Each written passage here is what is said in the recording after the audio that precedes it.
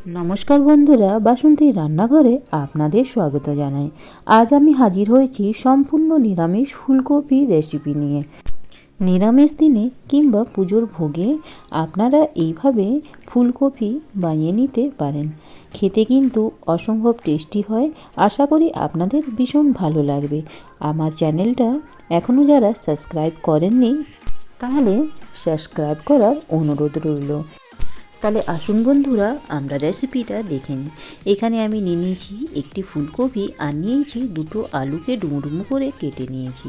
সব থেকে প্রথমে জল গরম করে নিয়েছি। এখানে আমি দিয়ে দিয়েছি আলুগুলোকে আমি হালকা সেদ্ধ করে নেব। তো বন্ধুরা, এখন আমি ঢাকনা দিয়ে 5 মিনিটের জন্য এগুলোকে সেদ্ধ করে নেব। পুরোপুরি সেদ্ধ করব না। তো বন্ধুরা, যখন আলু হালকা আমার সেদ্ধ হয়ে গেছে, এখন আমি এর মধ্যে ফুলকপিগুলো দিয়ে দেবো। সবগুলো ফুলকপিকে এইভাবে আমি জলের মধ্যে দিয়ে 5 মিনিটের জন্য একেও ভাপিয়ে নেব। আর বন্ধুরা, এই ফুলকপি আমার রেডি হয়ে গেছে। এদিকে আমি মশলা তৈরি করে নিয়েছি। এখানে আমি দিয়ে দিয়েছি 4 থেকে 5টি কাঁচা লঙ্কা, 2টি টমেটো আর দিয়ে দিয়েছি এখানে আদা কুচি। এটির একটি পেস্ট আমি তৈরি করে নেব। তো বন্ধুরা, এইভাবে পেস্টও আমার রেডি হয়ে গেছে। পেন বসিয়ে দিয়েছি। পেনের মধ্যে দিয়ে দিলাম 2 চামচ সরষের তেল। তেলটা যখন ভালোভাবে গরম হয়ে যাবে, তখন এই আধা সিদ্ধ আলুগুলোকে এর মধ্যে দিয়ে ভালোভাবে লাল লাল করে ভেজে নেব। তো বন্ধুরা, আলুগুলো যেমন ভালোভাবে লাল লাল করে ভাজা হয়ে যায়। আলুগুলো আমার ভাজা হয়ে গেছে। এগুলোকে এখন আমি পেন থেকে কেড়ে নিলাম।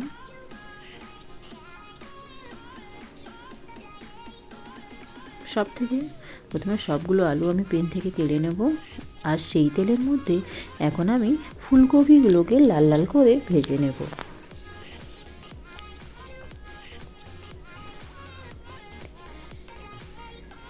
গ্যাসের ফ্লেমটা বন্ধুরা আমি এখানে হাই করে ফুলকপিগুলোকে ভাজবো। দেখুন বন্ধুরা, ফুলকপিগুলো আমার লাল লাল করে ভাজা হয়ে গেছে। এর মধ্যে আমি দিয়ে দিলাম 1 চামচ নুন দিয়ে ফুলকপিগুলোকে ভাজবো। আর এখন আমার ফুলকপিগুলো ভাজা হয়ে গেছে। পেন থেকে কেড়ে নিয়েছি। সেই পেনের মধ্যে আমি দিয়ে দিলাম 2 চামচ তেল, 4টি তেজপাতা দিয়ে দিয়েছি। আর দিয়ে দেবো আমি এর মধ্যে 1 চামচ গোটা গরম মশলা। যখন গরম মশলা আর তেজপাতা আমার একটু ফুটে আসবে, তখন আমি যে পেস্টটা বানিয়ে রেখেছিলাম টমেটো, আদা আর কাঁচা লঙ্কা, সেটা এর মধ্যে দিয়ে দেব। গ্যাসের ফ্লেমটা মিডিয়াম টু লো করে ভালোভাবে মশলাগুলো কষে নেব।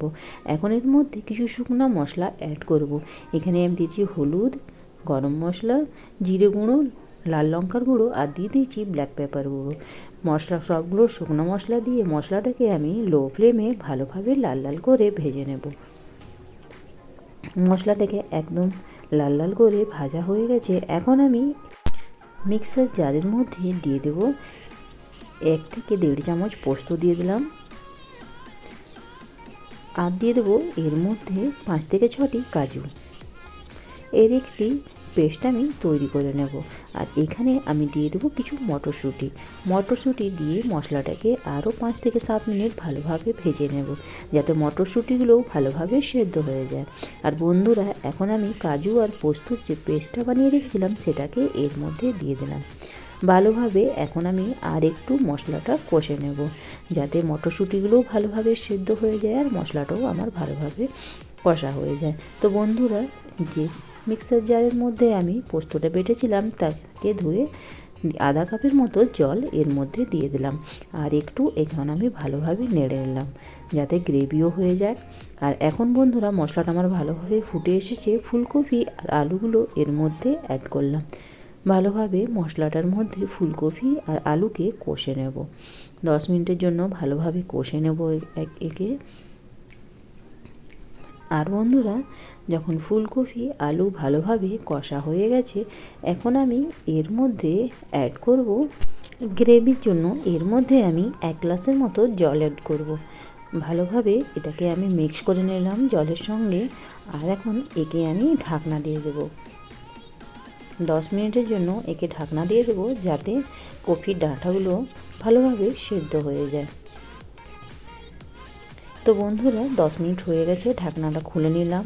এখন আমি এর মধ্যে দিয়ে দিলাম কিছু চেরা কাঁচা লঙ্কা দিয়ে দিলাম। আর এর মধ্যে দিয়ে দেবো 1/2 চামচ চিনি। উপর থেকে চিনি দিয়ে দিলাম আর দিয়ে দেবো এর মধ্যে হাফ চামচ গরম মশলা। ভালোভাবে একে একটু নেড়ে নেব বন্ধুরা। আর 5 মিনিটের জন্য একে আমি এইভাবেই ছেড়ে দেব, যাতে গরম মশলার গন্ধ ভালোভাবে বের হয়ে আসে। আপনারা চাইলে উপর থেকে 1 চামচ ঘিও দিতে পারেন বন্ধুরা। তো বন্ধুরা, এইভাবে আমার আলু ফুলকপির নিরামিষ রেসিপি তৈরি হয়ে গেছে বন্ধুরা। এই রেসিপিটা আপনারা ট্রাই করুন, খুব তাড়াতাড়ি আর খুব কম মশলার মধ্যে হয়ে যাওয়া একটি রেসিপি।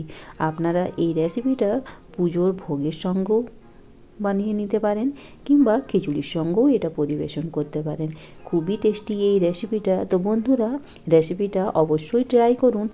এটা আপনারা রুটি, পরোটা, লুচি, নানের সঙ্গেও খেতে পারেন কিংবা ফ্রাইড রাইসের সঙ্গেও খেতে পারেন। তো বন্ধুরা, আপনারা এই রেসিপিটা অবশ্যই ট্রাই করুন। আর ভালো লেগে থাকলে আমার চ্যানেলকে লাইক, কমেন্ট আর সাবস্ক্রাইব অবশ্যই করবেন। এটা আপনাদের কাছে আমার অনুরোধ রইল।